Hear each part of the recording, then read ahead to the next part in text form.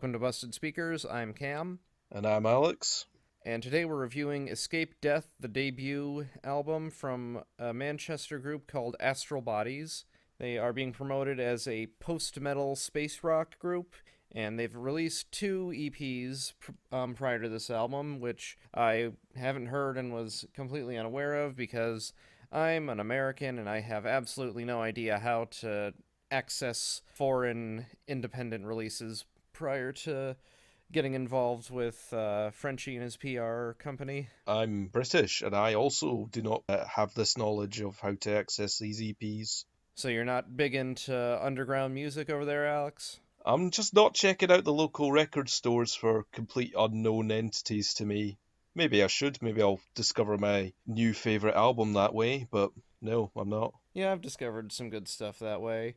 Some stuff that wasn't Fair. exactly what I expected it to be, but that's some of the fun of it. Yeah, for sure. At least thanks to this, we're getting a steady stream of this kind of thing now, and I'd say so far it's turning up good results. That's true. Like, this is stuff I definitely not have come across my radar naturally, but I'm glad to come to know it and subsequently review it afterwards. So you said this was post-metal slash space rock. That's what they were being classified as in the press kit. Indeed. So I understand what post-metal is, but I've never fully understood the meaning of like space rock. When you hear the term space rock, what does that mean to you? Example.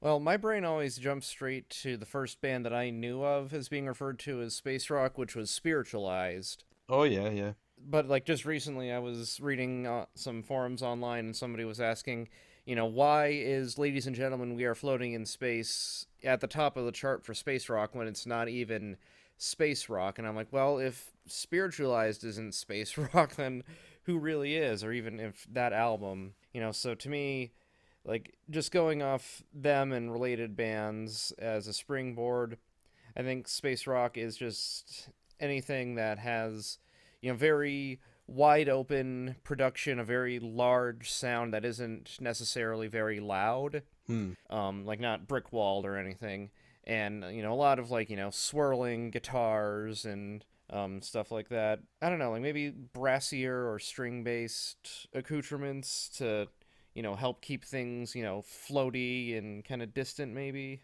And sort of like allusions to maybe like actual sci-fi film soundtracks as well. Yeah, that sort of thing. Like that's where I'd almost think any sort of musical connection to space would come from, or maybe direct allusions to it in like the lyrics, like being specifically space travel, like Set the Controls for the Heart of the Sun, which is my favorite space rock song, I guess, if I even knew what it was. So yeah, in terms of what I'd consider space rock, this definitely falls under that bracket a little bit, but definitely more post metal. You were saying you don't really know entirely what space rock is, but I don't really entirely know what post metal is because Well, it's like these genres like post rock, like they're kind of not genres, but they're also, you can't just call this metal because it's explored and experimented beyond what we'd normally call metal. Like they might be playing in sort of guitar tunings that are metal sounding that could be made into a normal metal song, but they're way more atmospheric or they're exploring beyond what we'd normally call metal. So I just take the genre name at face value. That's kind of what I see it as. And yeah, this is definitely a loud, atmospheric, guitar feedback heavy album that relies more on sort of atmosphere and noise than sort of the actual song structures, which is not necessarily an inherently bad thing. That just means that they're more focused on the tone and the sound of the stuff than the specific construction of the songs themselves, maybe. It's important to note that this is largely an instrumental album, so there's only one song with vocals, which I guess we'll get to later because it is a bit notable outside of the other songs. yeah, there's Pale Horse is the only song with actual vocals, but there's at least one other song that has some kind of vocal sample right at the beginning. Yeah, the last song, yeah. All that isn't even to say that there's no focus on traditional structures and that sort of thing, because I think that this is the most accessible of these indie releases that we've reviewed so far. I don't know if you'd agree. Sort of. I mean, I don't know, like the Codex Serafini one was kind of on a similar level to this. I wouldn't say this is much more accessible, but there are definitely moments here that I could not imagine even the most casual music fan like having too much problems with, so I kind of agree with you. Also, got to consider that this one doesn't have the entire album played backwards at the end of it. Yeah, that's true. You got to factor that in as well. So most of this is instrumental, like I say, and the main instruments being guitar, bass, and drums, I guess, even though some songs have more than that. Some songs definitely have guitar double tracking, acoustic and electric. The last song has saxophone on it quite prominently, or at least towards the end. I think the song Orchidee. Oh, I definitely butchered that, Cam, sorry. Yeah, we're not scientists. We don't really know how to pronounce like Latin plant names and Hawaiian space names or whatever. Yeah, cut us a break, guys. Come on. We're just idiots. We don't have all this knowledge. Yeah, we're just idiots. At least let us to live lives happily unaware of our own stupidity, or at least my own. I don't want to speak for Cam, but yeah, Orchid track four is a great track for me. Because it starts off just a good set of chords, starts off quietly, but then like it has a lot of different instruments built around it and sound effects like weird ambient guitar keyboard tones and like electric guitar playing and drumming, but it all starts with just a simple strum of a guitar and everything builds around it. And stuff like that, like little experimental songs like that. I don't know if you could even call it experimental because I've heard other songs do the same sort of thing, but that was definitely one of my favorites on here. Also, the other unpronounceable song, Oumuamua, is another one of my favorites. What were your favorites on here, Cam? Well, we've established that I am a hopeless sucker for saxophone, so I gotta give it up to Mystic Phantoms, the closer.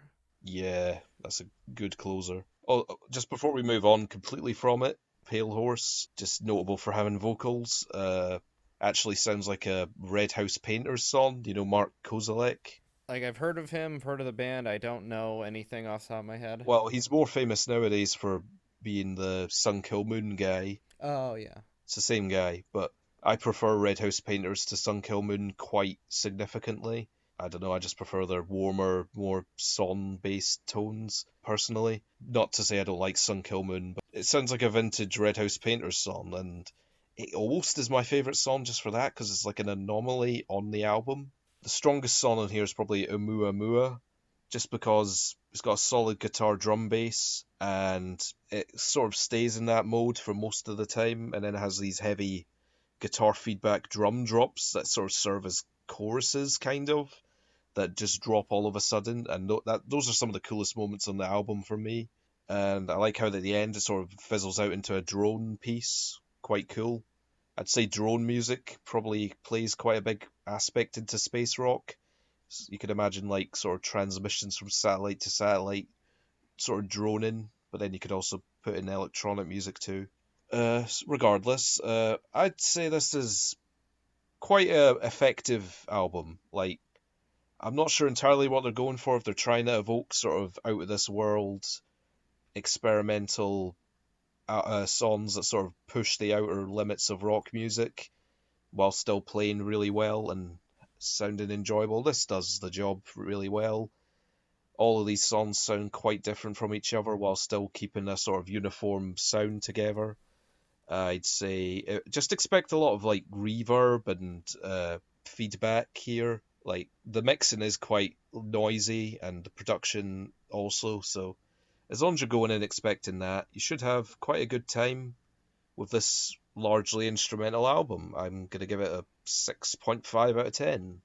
So I think we've established repeatedly that I'm the least knowledgeable of us when it comes to a lot of genres, including metal and anything metal adjacent. So I don't really know where this album fits into modern metal or modern throwbacks. So yeah, I do think that the members of this band are talented musicians, and like they did succeed in getting across the moods and the sounds that they wanted to. Like so many of these other things that we've reviewed this year, this is very promising. I look forward to hearing what the band does next.